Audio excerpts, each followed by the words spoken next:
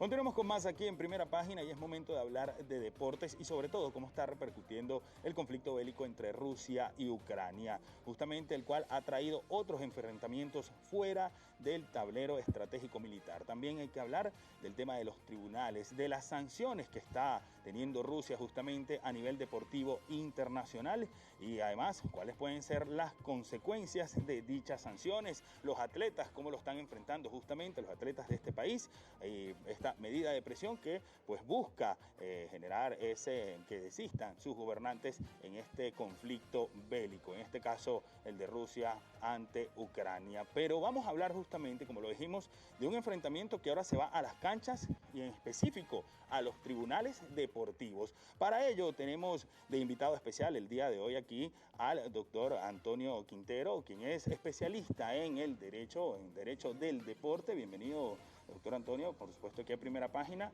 y justamente le extendemos esta invitación para conversar un poco acerca de estas sanciones que está viviendo Rusia y cuáles son sus consecuencias. Fíjate, lo que está ocurriendo o empieza a ocurrir, empieza con el Comité Olímpico Internacional.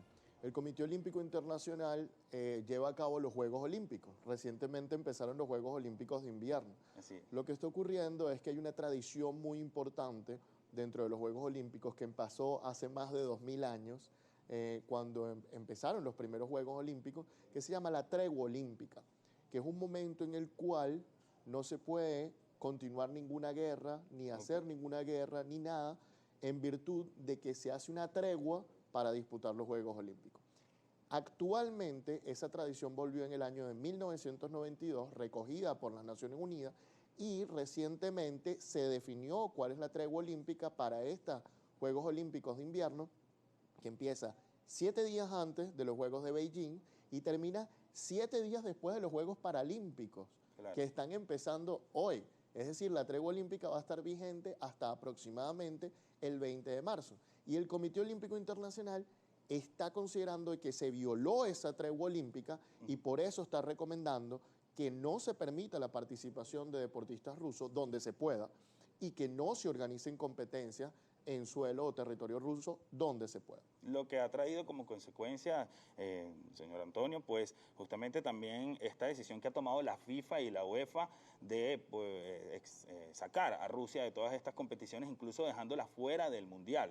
Exactamente. Tanto el Comité Olímpico Internacional como la FIFA reconocen a los derechos humanos como uno de sus objetivos claves en sus estatutos y como sus objetivos claves de sus organizaciones. El Comité Olímpico incluso dice que va a preservar la dignidad humana y los estatutos de FIFA dicen que reconocen los derechos humanos.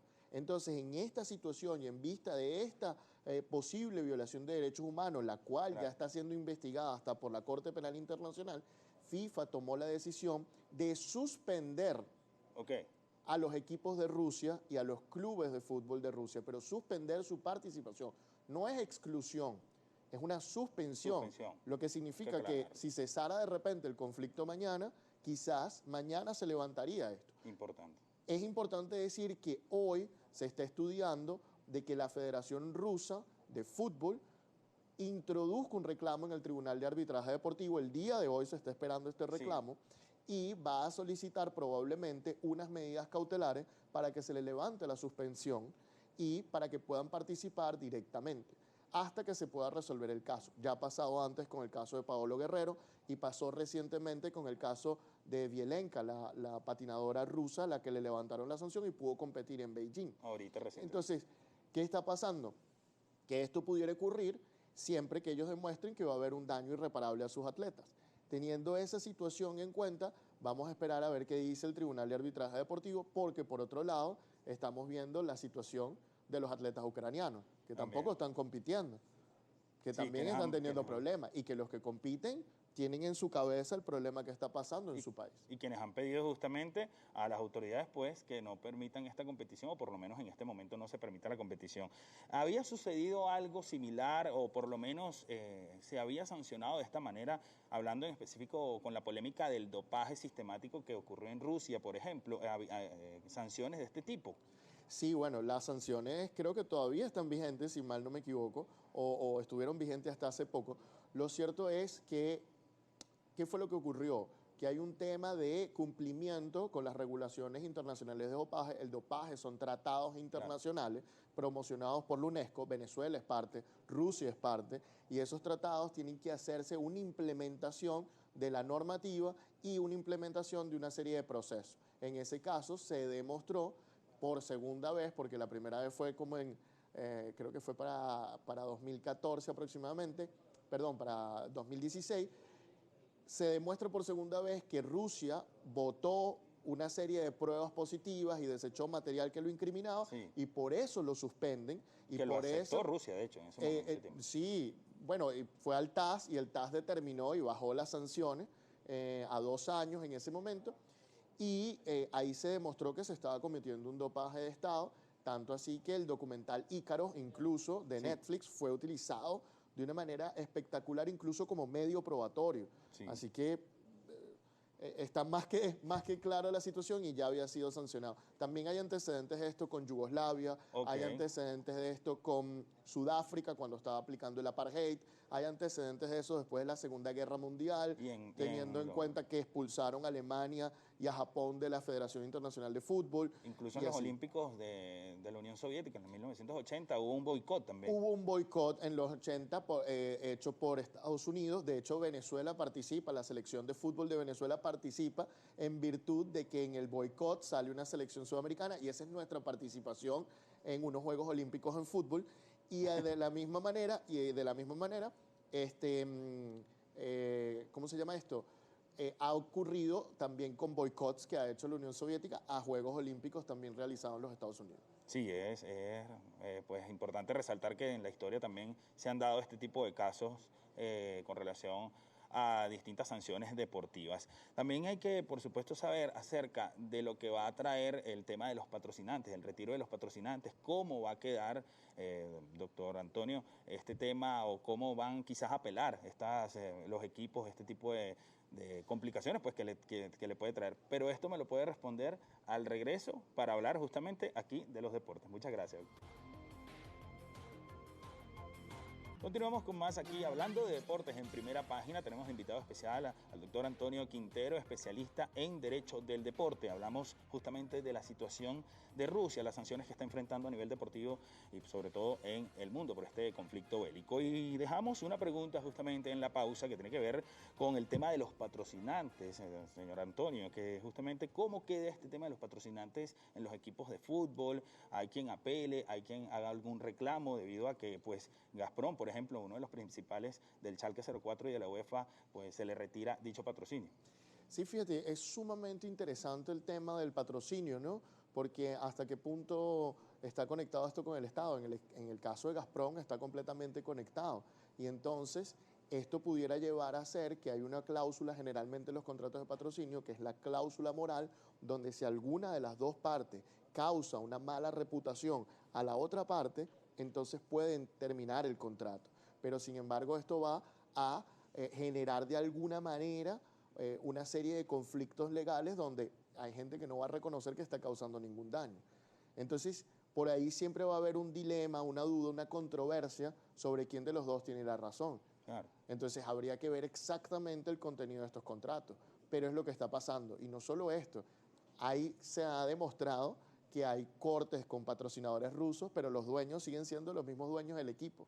Entonces ahí no va a haber ningún problema, porque yo soy el dueño del equipo y termino el contrato conmigo mismo. En el caso, entonces, por ejemplo, entonces no tiene mucho sentido. Hay un caso muy parecido ahí en el Everton. Donde milita Salomón Rondón. Exactamente, hay casos en ciertos sitios, ¿no? Que tienen, hay dueños que tienen un porcentaje. El Chelsea también. El Chelsea está vendiéndolo completamente. Y fíjate tú que en Inglaterra las medidas no han sido tan severas como de repente en Francia o en Alemania, que ya están tomando buques, barcos, propiedades, etcétera. En Inglaterra todavía sí los vamos a sancionar, pero todavía no lo han efectuado. Sí, pero es una medida de presión siempre, esta vez en el deporte. Y ayer yo escuchaba, de hecho, un comentario en otra cadena de noticias en la cual un especialista señalaba que el deporte y la política no deberían mezclarse, pero creo que aquí creo que siempre han estado mezclados. Qué buena pregunta, gracias. Me da la oportunidad de comentarte que lo que hace Rusia con el deporte es lo que se llama diplomacia blanda. Entonces, el gobierno ruso utiliza el deporte a través, o con los patrocinios, con sus equipos, con sus federaciones, con sus posiciones, Claro. porque tienen varios representantes en federaciones internacionales, tienen varios directivos, y todo esto es diplomacia blanda para tratar de promocionar su país de alguna forma o de otra, porque siempre un país que gana un mundial o que gana una cuestión o donde se realiza un mundial de fútbol, 2018. oye, está mostrándose al mundo y está mostrándose como es y muestra lo que quiere mostrar. Definitivamente. Entonces, esto es una sanción también a esa diplomacia blanda. Entonces, tú utilizas el deporte para hacer política. Bueno, aquí tienes una sanción en virtud de tus acciones fuera del deporte. Pero aquí en específico, ¿quién paga? O digámoslo en términos coloquiales, ¿quiénes pagan los platos rotos? Los deportistas, por ejemplo, un Daniel Medvedev, quien acaba de asumir el número 1 a nivel mundial, o bueno, se le espera pues que ya asuma ese número 1 a nivel mundial y está también siendo señalado en este sentido. Lamentablemente lo pagan los deportistas. Solemos mirar, o la pregunta común es, ¿qué culpa tienen los deportistas rusos de lo que está ocurriendo? Bueno, ¿qué culpa tienen los deportistas ucranianos de lo que está ocurriendo? También. Ellos también están con dificultades. Entonces, por eso el Comité Olímpico Internacional ha llamado a esto un dilema. Es un dilema, es fuerte. Y más cuando te toca sancionar a un deportista que está en contra de la guerra.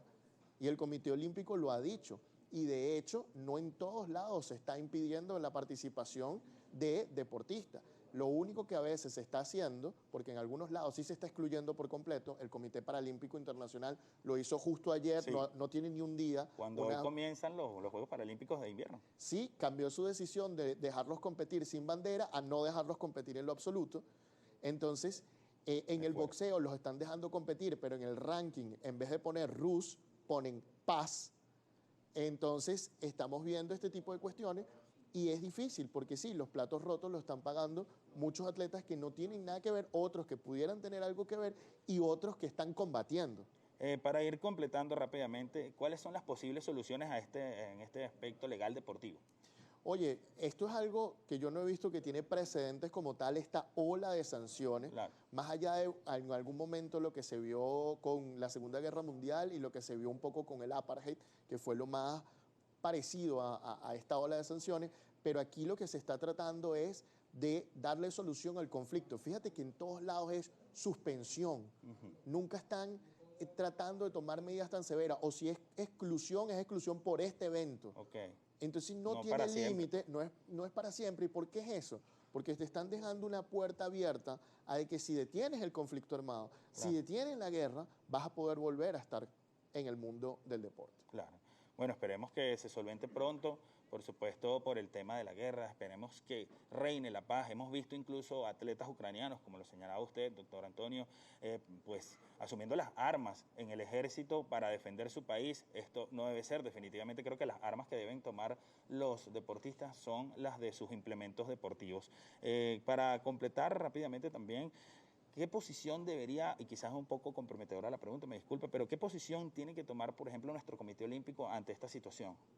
El Comité Olímpico Venezolano tiene que seguir lo que está diciendo el Movimiento Olímpico Internacional. Okay. Y el Movimiento Olímpico Internacional está condenando. El Comité Olímpico Venezolano es parte del Movimiento Olímpico Internacional y debería observar esto de la misma manera. Y no solo es el Comité Olímpico, son las organizaciones deportivas que pertenecen al Movimiento Olímpico Internacional. Recordemos que el Movimiento Olímpico está conformado por federaciones internacionales y comités olímpicos nacionales. Okay. Entonces, al final de cuerdas, esto es un apoyo. Claro, que el Comité Olímpico Venezolano tiene su propia autonomía y puede decir lo contrario, pero yo creo que la cuestión es clara.